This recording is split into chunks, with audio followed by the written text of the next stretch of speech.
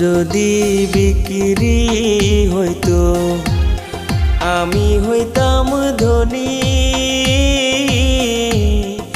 আমার কাছে আছে সই গো দুঃখ নামের খনি, সই গো দুঃখ না